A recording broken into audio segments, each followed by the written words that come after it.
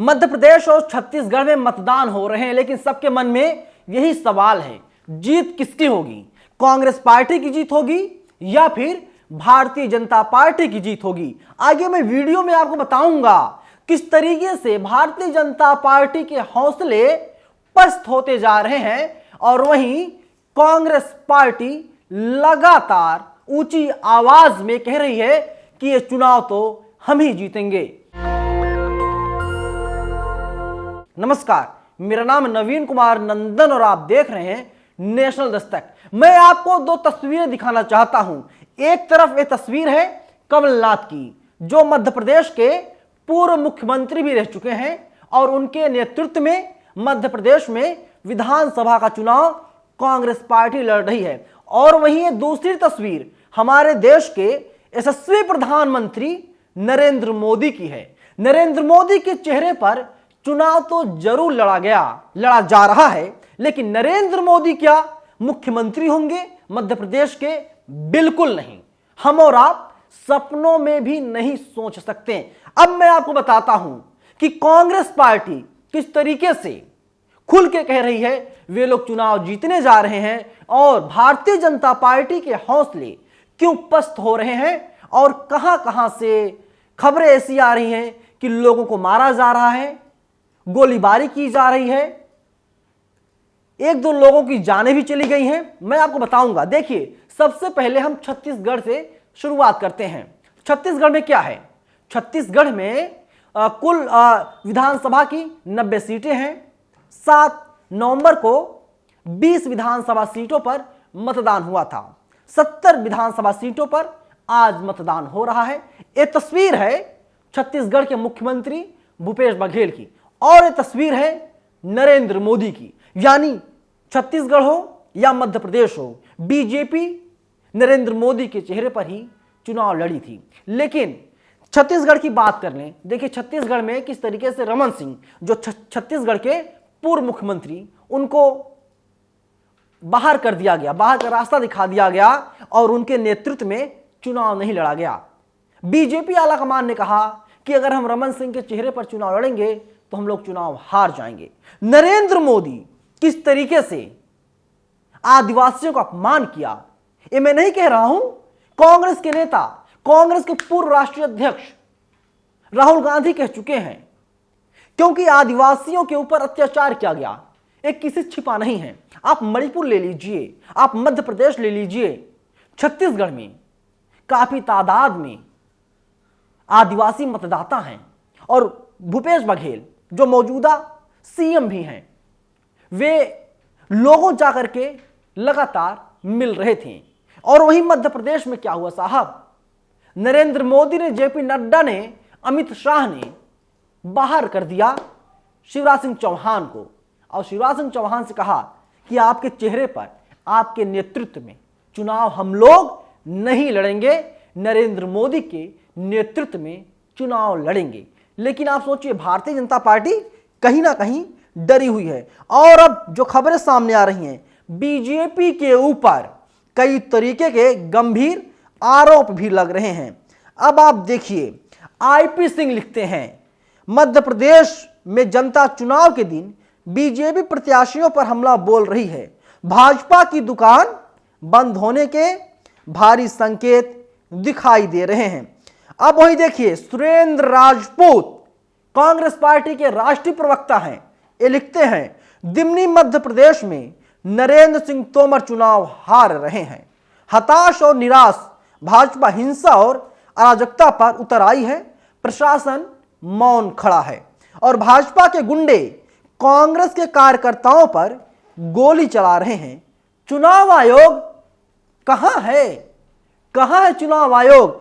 कार्रवाई क्यों नहीं किया जा रहा है?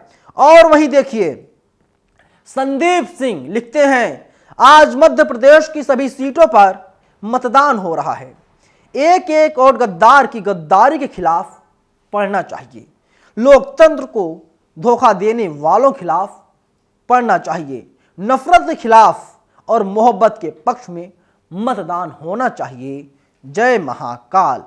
और वहीं श्रीनिवास बीवी हैं, आईवाईसी के नेशनल प्रेसिडेंट हैं, ये लिखते हैं, मध्य प्रदेश और छत्तीसगढ़ के लिए आज का दिन खास है, जहां एक तरफ मध्य प्रदेश में गद्दारों को जनता सबक सिखाने वाली है, वहीं दूसरी तरफ दोनों ही राज्यों में कांग्रेस की गारंटी को चुनने जा रही है। मतदान अवश्य करें, मोहब्बत चुने, कांग्रेस को वोट दें, यानी कांग्रेस पार्टी के पक्ष में मतदान देने की अपील कर रहे हैं। और वहीं रणदीप सिंह सुरजेवाला ही लिखते हैं, मध्य प्रदेश चुनाव में बुरी तरह हार रही भाजपा व शिवराज सरकार अब बदहवास हिंसा पर उतर आई है। राजनगर छतरपुर में कांग्रेस विधायक श्री विक्रम सिंह नाटी राजा की हत्या का घिनौना प्रयास किया गया, वह ड्राइवर की हत्या कर दी गई। रीवा में बीजेपी समर्थकों ने घातक हमला कर सुंदरिया आदिवासी पर जानलेवा हमला किया, वे जिंदगी मौत के बीच जूझ रहा है। दिमनी में जहां से नरोत्तम तोमर चुनाव लड़ रहे हैं, वहां 2 लोगों पर दिन दहाड़े गोलियां चला करके उन्हें घायल कर दिया गया। मोदी जी, शिवराज जी जान लें, कांग्रेस का हर साथी अपने लहू का आखिरी कतरा बहाकर भी प्रजातंत्र की रक्षा करेगा। यह चुनाव है भाजपा के बाहुबल धनबल बनाम जनता कांग्रेस के जनबल के बीच। जीतेगा जनबल, जीतेगी कांग्रेस।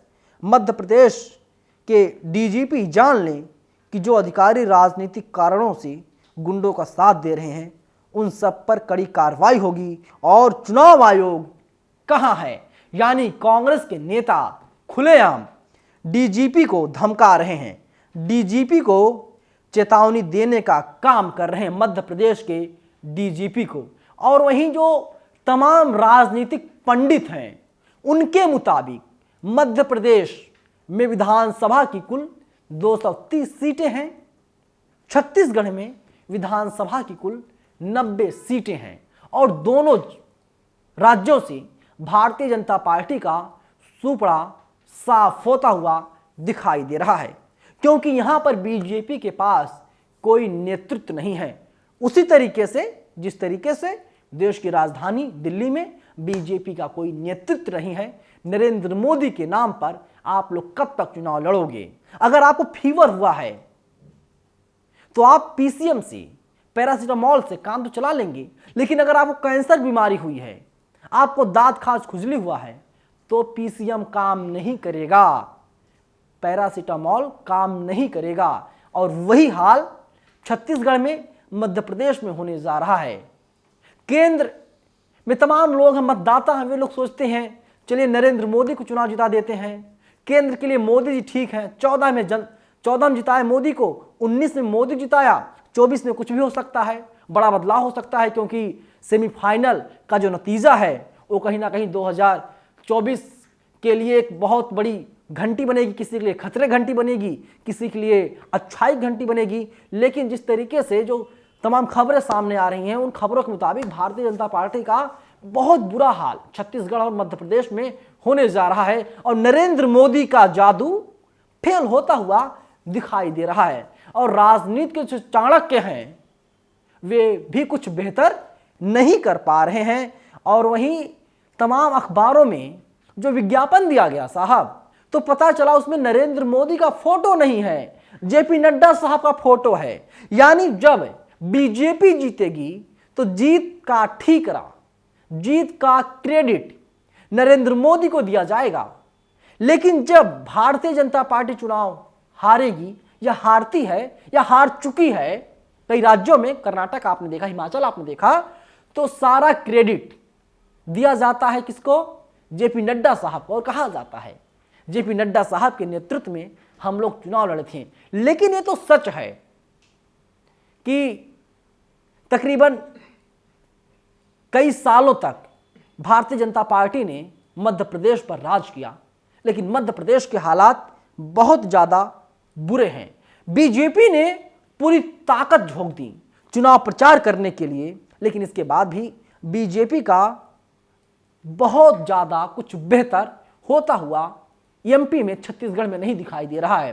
क्योंकि 2018 में भी जनता ने बीजेपी को नकार दिया था, जनता ने कांग्रेस चुना था, कमलनाथ मुख्यमंत्री बने थे, और एक नेता कुछ विधायकों को लेकर के बीजेपी में चले जाते हैं। सिंधिया साहब की मैं बात कर रहा हूँ, वो बीजेपी में जाते हैं, और इसके बाद कांग्रेस की सरकार गिर जाती है। अब आप देखिए, अमर उजाला की माने तो अमर उजाला लिखता है, प्रधानमंत्री नरेंद्र मोदी ने मध्य प्रदेश में 15 सभाएं की हैं, एक रोड शो किया है, 71 सीटों को कवर किया है। वहीं गृह मंत्री अमित शाह 21 सभाएं किया, उन्होंने 2 रोड शो किया, 71 सीटों को उन्होंने कवर किया।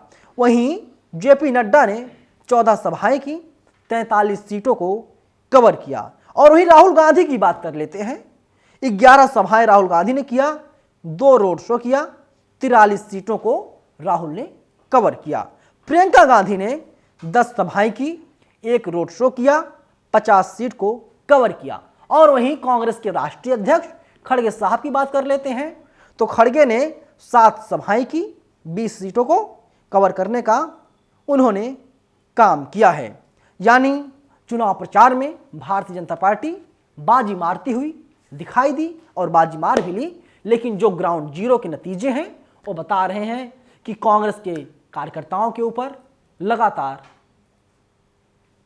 गोलियां चलाई जा रही हैं, उनको मारा जा रहा है, डराया जा रहा, धमकाया जा रहा है।